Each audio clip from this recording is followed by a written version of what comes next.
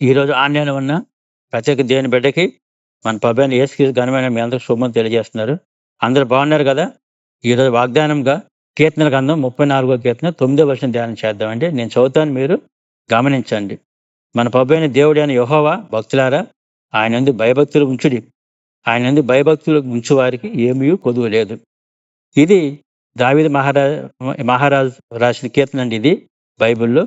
ఇది దేవుని మంచితనం మీద దేవుడు మనకిచ్చిన వాగ్దానం. దేవుడు మంచివాడు కాబట్టి ఆయన తన మహిమతో పాటు తన మంచితనం మనకు కనపరిచాడు.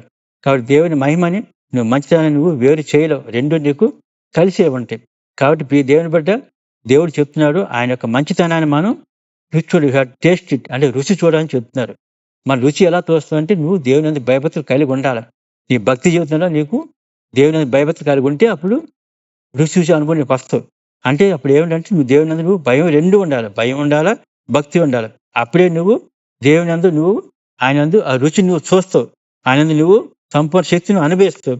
కాబట్టి ప్రియ దేవుని బిడ్డ నువ్వు దేవుని యందు మన ప్రభువైన యేసుక్రీస్తు యందు సంపూర్ణంగా విశ్వాసం ఉంచిన దేవుని బిడ్డ కాబట్టి నీవు దేవుని యందు నువ్వు భయము, భక్తి 2 కలిగి ఉండాలి. అప్పుడు దేవుడు మీకు సంపూర్ణ సమృద్ధిని కలుగజేస్తాడు. దేవుని యందు భయభక్తులు కలివారికి ఎప్పుడు కూడా ఏమీయు కొదువ ఉండదు.